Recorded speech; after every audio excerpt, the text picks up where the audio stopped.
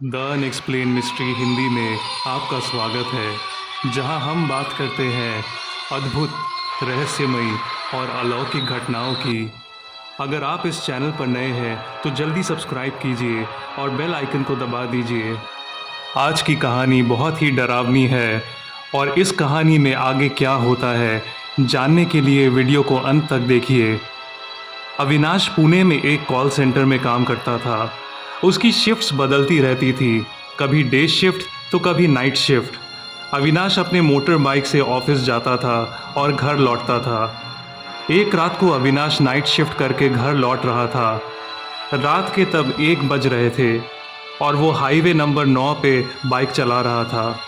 Highway पर गाड़ी कम होने के कारण वो काफ़ी स्पीड से बाइक चला रहा था। हाईवे पर लगभग 15 मिनट सफ़र करने के बाद अविनाश बाईं ओर एक कच्चे रास्ते की ओर मुड़ा, जो सीधे उसके घर तक जाती थी। यह सड़क काफ़ी ज़्यादा सुनसान थी और चारों ओर घना अंधेरा भी था। सड़क के दोनों तरफ घना जंगल था और बहुत कम गाड़ियां इस रोड पर आती जाती दिखाई दे रही थी। अविनाश को लगा कि उसके पीछे से कोई बाइक आ रही है। कुछ देर बाद वो बाइक अविनाश के बाइक के बराबर चलने लगी। अविनाश ने उस बाइक की ओर देखा तो पाया एक आदमी अपनी पत्नी के साथ उस बाइक पर जा रहा है। उस आदमी की पत्नी ने लाल रंग की साड़ी पहनी हुई थी और उसके बाल खुले हुए थे। उस औरत की साड़ी का पल्लू हवा में उड़ रहा था और बाइक के पीछे वाले पहिए से बहुत नज़दीक था। उस बाइक ने अविनाश की बाइक को ओवरटेक कर लिया और आगे चला गया। अविनाश ने सोचा कि मुझे उन दोनों को साड़ी के पल्लू के बारे में सचेत कर देना चाहिए, नहीं तो साड़ी का पल्लू अगर पहिए में फंस गया तो बहुत बड़ा एक्सीडेंट हो सकता है। ऐसा सोचकर उसने अपनी बाइक की स्पीड बढ़ाई और उस कपल के बाइक के बराबर चलने लगा। अविनाश ने बोला, मैडम जी, आपका पल्लू पहिए में फंस सकता है, इसको संभाल लीजिए। ये बोलकर वो बाइक लेकर और आगे निकल गया। कुछ देर तक उस कच्चे रास्ते पर चलने के बाद अविनाश को पीछे से किसी गाड़ी के टकराने की आवाज़ आई। आवाज़ आते ही अविनाश ने अपनी बाइक रोकी और सड़क के किनारे उसे लगा दिया। लगभग 1 मिनट बाद वो कपल वाली बाइक आते हुए नज़र आई। जब वो बाइक पास आई तो अविनाश ने देखा उस बाइक पर सिर्फ वो आदमी सवार था और उसके पीछे वाली सीट पर उसकी पत्नी नहीं थी।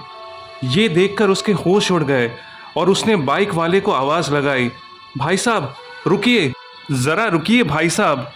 बाइक वाले ने अपनी बाइक रोकी और अविनाश से पूछा, क्या बात है भाई साहब? अविनाश ने बोला, आप अकेले कैसे आ रहे हैं? आपकी पत्नी बाइक पर आपके साथ थी, वो कहाँ गई? उस आदमी ने परेशान होते हुए कहा, क्या मजाक कर रहे हो भाई? मेरे पीछे कोई भी नहीं था, मैं तो अकेले ही आ रहा था। ये बात सुनकर अविनाश बहुत ही परेशान हो गया और बोला, पर मैंने अपनी आंखों से एक औरत को लाल साड़ी में आपके साथ जाते हुए देखा था। और ठीक तभी उन दोनों के पीछे से एक औरत के रोने की आवाज़ आने लगी।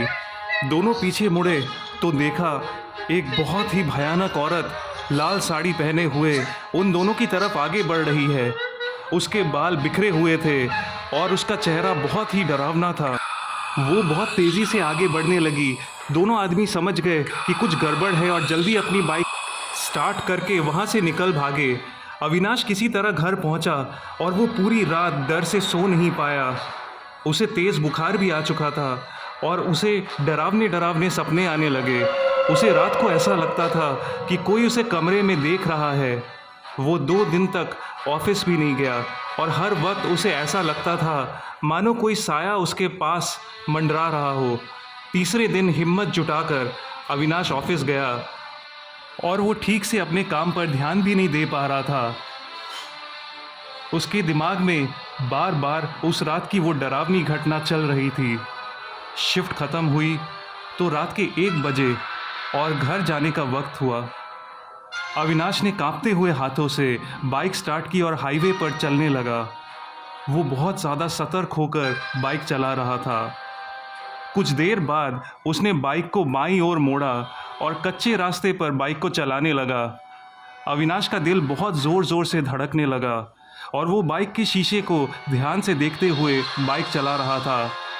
सड़क बहुत सुनसान थी और बहुत कम गाड़ियां गुजर रही थी।